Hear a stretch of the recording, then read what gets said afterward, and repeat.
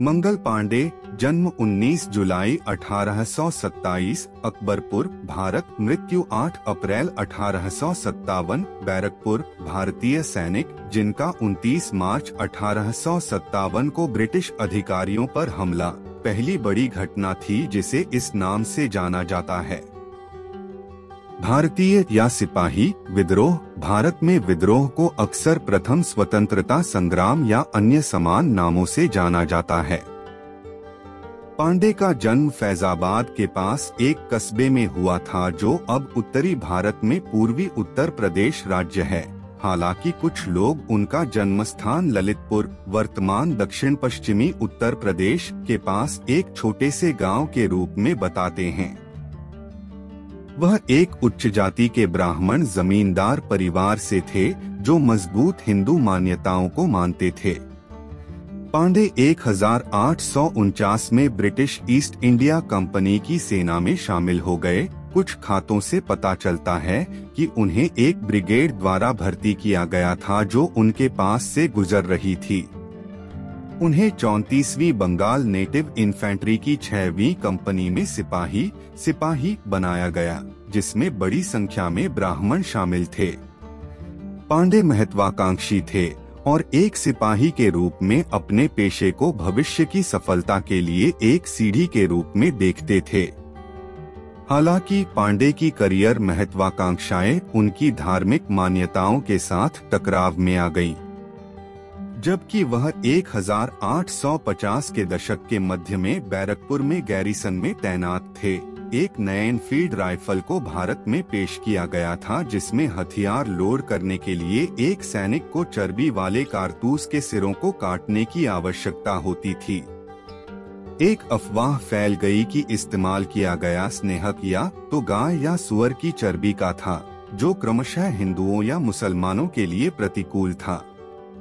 सिपाहियों के बीच यह विश्वास पैदा हुआ कि अंग्रेजों ने जानबूझकर कारतूसों पर चर्बी का प्रयोग किया था। 29 मार्च 1857 की घटनाओं के विभिन्न विवरण हैं। हालांकि आम सहमति यह है कि पांडे ने अपने साथी सिपाहियों को ब्रिटिश अधिकारियों के खिलाफ उकसाने का प्रयास किया।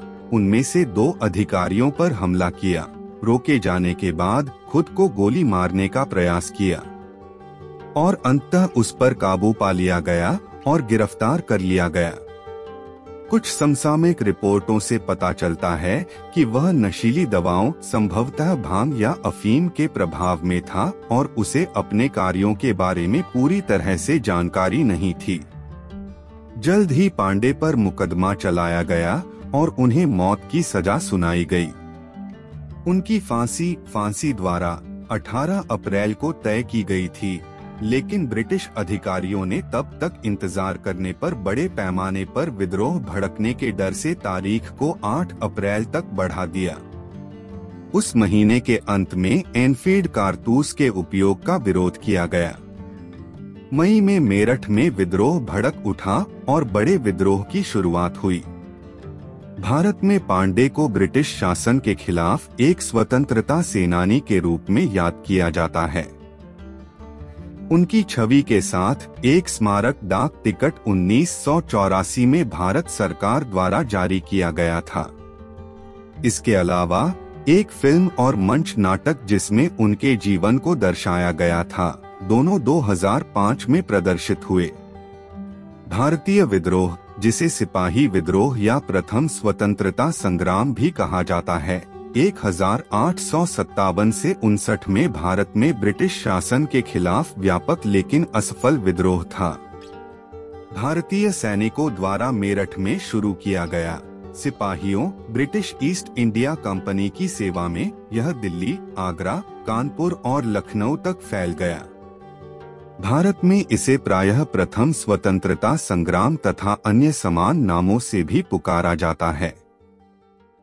विद्रोह को केवल एक सिपाही विद्रोह मानना इसके मूल कारणों को कम आंकना है। ब्रिटिश सर्वोपरिता यानी भारतीय राजनीतिक, आर्थिक और सांस्कृतिक जीवन में ब्रिटिश प्रभुत्व में विश्वास 1820 के आसपास भारत में पेश किया गया था। ब्रिटिशों ने उन हिंदू रियासतों पर नियंत्रण पाने के लिए कई तरह की रणनीति का इस्तेमाल किया जो तथाकथित रियासतों के अधीन थीं। अंग्रेजों के साथ सहायक संधि। हर जगह पुराने भारतीय अभिजात वर्ग का स्थान ब्रिटिश अधिकारी ले रहे थे। एक उल्लेखनीय ब्रिटिश तकनीक को कहा जाता था चूक का सिद्धांत, सबसे पहले द्वारा किया गया 1840 के दशक के अंत में लॉर्ड डलहौजी। इसमें ब्रिटिशों द्वारा प्राकृतिक उत्तराधिकारी के बिना एक हिंदू शासक को उत्तराधिकारी अपनाने से रोकना और शासक के मरने या त्यागने के बाद उसकी भूमि पर कब्जा करना शामिल था। उन समस्याओं में ब्राह्मणों का बढ़ता असंतोष भी जोड़ा जा सकता है, जिनमें से कई को उनके राजस्व से बेदखल कर दिया गया था या आकर्षक पदों को खो दिया था।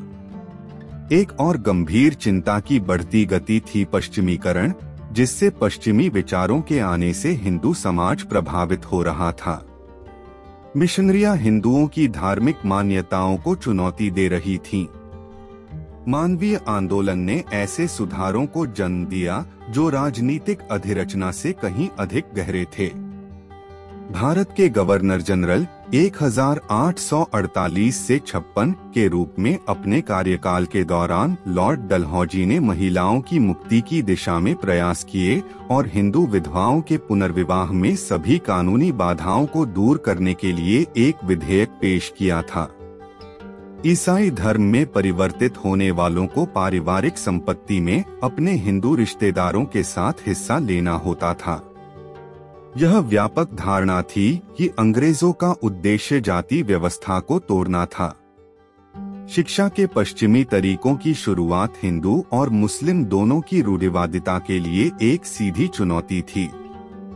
बंगाल की सेना में विद्रोह इसलिए भड़का क्योंकि सैन्य क्षेत्र में ही भारतीय संगठित थे। विद्रोह का बहाना नए का परिचय था एनफील्ड राइफल। इसे लोड करने के लिए सिपाहियों को चिकनाई युक्त कारतूसों के सिरे काटने पड़ते थे।